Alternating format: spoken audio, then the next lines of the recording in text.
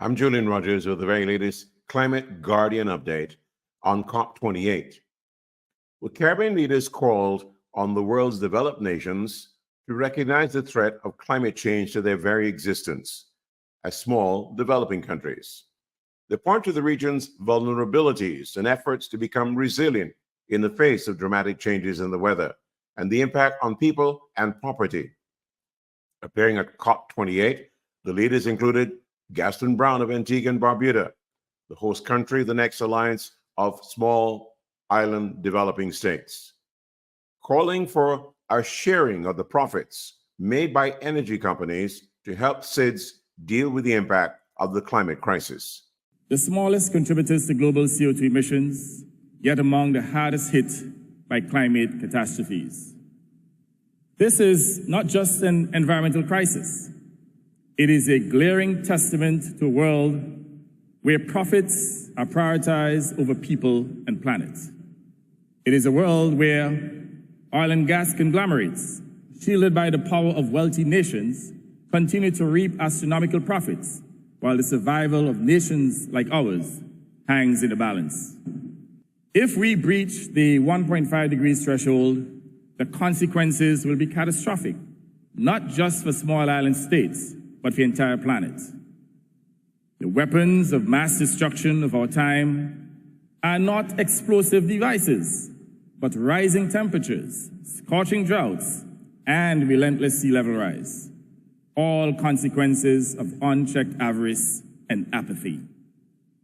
Our proposal for a carbon tax, backed by nations like France and Kenya, is not just a call for action, it is a plea for justice. We stand in firm support for a fossil fuel non-proliferation treaty. It is time to curb the reckless exploitation of fossil fuels. The Bahamas boast its undersea forest absorbs more carbon than the Amazon rainforest. Still, the archipelago must face the unrelenting pounding from hurricanes year after year, wreaking havoc on the tiny islands and islets, displacing people and forcing major infrastructure repairs, rebuilding that was never budgeted for. Time has run out. Thankfully, mercifully, the record high temperatures experienced earlier this year in the Bahamas did not translate into a catastrophic hurricane season. We were lucky. But tropical storms and depressions did hit us. They caused high levels of rain, extreme winds, widespread flooding, interrupted our power supply, and resulted in significant costs and loss of revenue. Over the coming 6 months, before the next hurricane season begins, we can use the time to strengthen our National Youth Guard. We can build more homes out of the groundbreaking, carbon-negative, ocean-resistant concrete pioneered by a Bahamian company, Patana, headed by entrepreneur Rick Fox. We can also raise more finance using our blue carbon credits, backed by our extensive underwater fields of seagrasses, which absorb more carbon than the Amazon rainforest. Are we expected to remain quietly grateful? Frankly, we do not understand why everyone does not share our sense of urgency. Doing what is needed to help us also helps you. Will you not act urgently to save yourselves? We still live in a world where financing always seems immediately available for the bullets and the bombs. This is a choice. Our plight is mostly invisible. The slowly warming seawater, slowly rising up through our porous limestone islands. The slowly dying coral, no longer able to support the slowly dying fish. By the time our plight is made visible for all to see, our luck will have run out. It will be too late. The storm will have passed. We can only pray that there is something left to see. Friends, we simply want to live. St. Kitts and Nevis Prime Minister Terence Drew says that he set his country on a bold agenda to convert to green energy. He took the time as well to compliment Barbados Prime Minister Mia Mottley on pushing the Loss and Damage Fund. Commendably, however, the Bridgetown initiative of my sister, Prime Minister Mia Mottley, will expedite equitable access, growth, and crisis response. And to the COP28 presidency, we welcome the capitalization of the Loss and Damage Fund. Geothermal development in our Twin Island Federation allows for nationwide underground electric grid connection between our two islands. An investment of US $350 million over the next 5 years can ensure that St. Kitts and Nevis goes fully green with the capacity to provide clean energy to our neighboring countries. Recently, we renegotiated 40 megawatts of solar energy with battery storage capacity, which will ensure that there are redundancies built into our energy grid. We are acting moderator. However, our size does not dim our ambition. In fact, it stirs especially our choices, our pathway as our choices diminishes. And to wrap up, the transformation to a sustainable island state is so profound as it is linked to our survival. The survival of what it truly means to be Kittitian and Nevisian. St. Lucia's Prime Minister Philip Pear pointed out that while the region is pursuing financial support to deal with the impact of climate change, he reminded us how important it is to put people first. To address these financial challenges, Caricom states, including St. Lucia, are pursuing readiness projects to better access finance. We are also pursuing innovative financial initiatives from conservation bonds to disaster clauses and exploring new opportunities in carbon markets. We are pushing for a reform agenda for international financial institutions through the Bridgetown Initiative and other new economic measurements that will include our vulnerability, like the CDB's Recovery Duration Adjustment, the RDA. Madam President, we are nearing the 1.5 degrees centigrade warning threshold, and we must put people first before economic ratios and statistics. We must leave Dubai assured of 3 key messages. We leaders must commit to 1, pursuing 1.5 degrees centigrade pathways for just, equitable, and accelerated transition. 2, accelerate progress in implementation of the global goal on adaptation. Deliver transformative finance for a 1.5 degrees centigrade agenda. Suriname's President Chan Zentuki reminded his audience of the value of the forest that occupies a major portion of his country.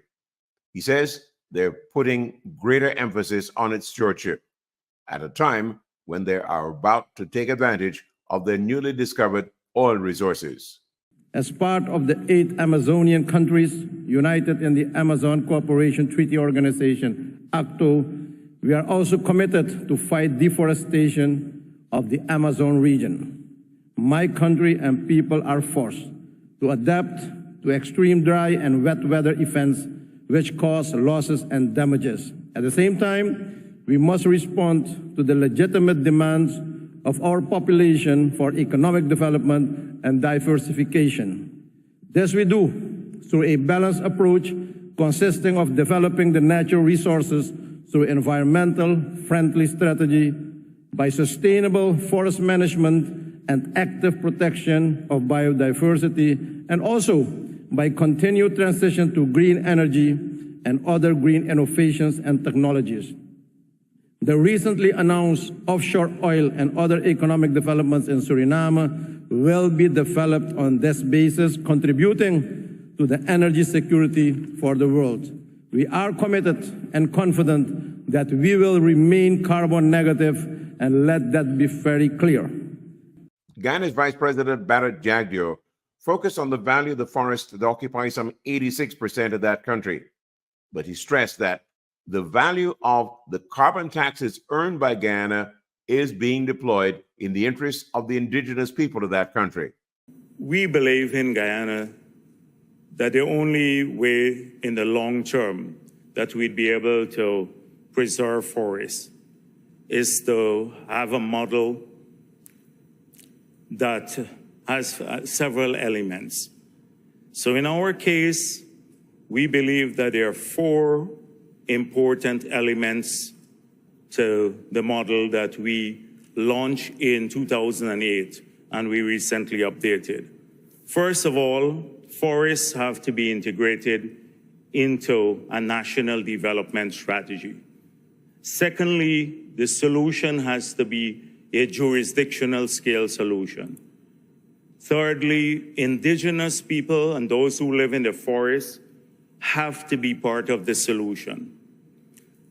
Then we believe that you have to have strong forest legislation and robust enforcement of that legislation. And the next element is, which is a critical one, that you have to identify a revenue stream to outcompete alternate use of the forest. Without these key elements, we believe that forests cannot be preserved in the long term, either through philanthropy or just goodwill or declarations. So in Guyana's case, we've been able to keep our forests intact. 86% of the country is covered with forests. We have one of the lowest deforestation rates in the world. We have recently been able to have our entire forest certified at the jurisdictional scale through the Architecture for REDD+ transaction. It's the only forest in the world that has a jurisdictional scale certification. We've been able to get certified credits, and we've sold 30% of those credits for $750 million at a minimum. So whilst we hear about pledges of $10 million and $50 million, etc., from public sources, it is not at scale enough to outcompete alternate use. We are now utilizing this money. 15% goes directly to our indigenous communities. We have now 500 projects in 242 villages being implemented, indigenous villages. The 85% remaining of the potential $2.5 billion will fund adaptation measures. So it is integrated. This is what we're doing in Guyana, and we believe that is the scale that is necessary to preserve forests, not pledges and philanthropy, etc. And sometimes we don't see that happening globally. Barbados Prime Minister Mia Mottley continued to emphasize the value of the Loss and Damage Fund being operationalized, while at the same time warning about the impact of methane gases and calling on the oil and energy companies to help reduce the heat.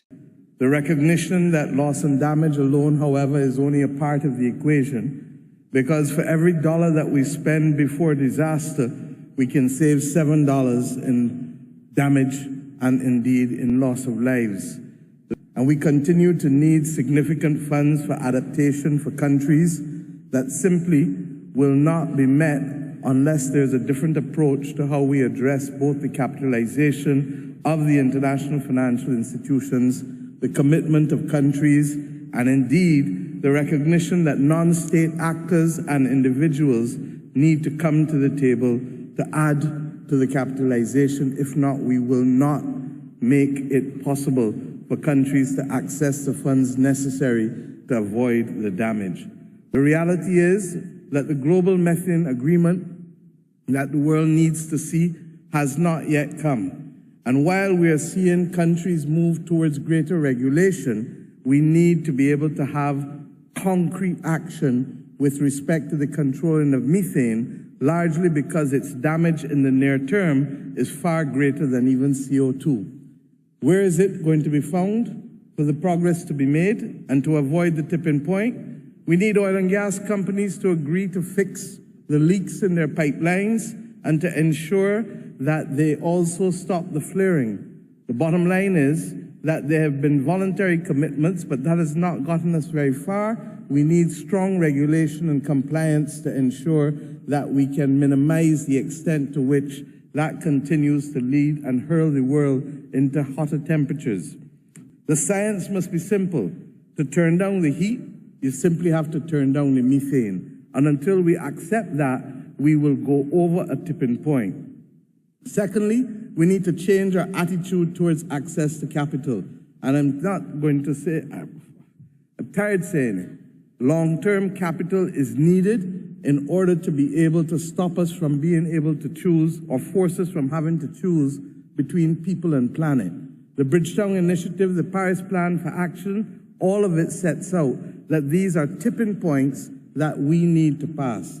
And let us agree to leave here with a global methane agreement, and let us agree that we have not yet fully unraveled what is necessary to turn the opportunities for countries into reality by making long-term capital available.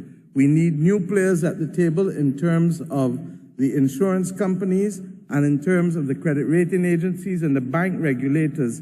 If not, we will be speaking to each other and not seeing the level of progress that we need to see with respect to unlocking the financial conundrum that will give countries relief to be able to save each other.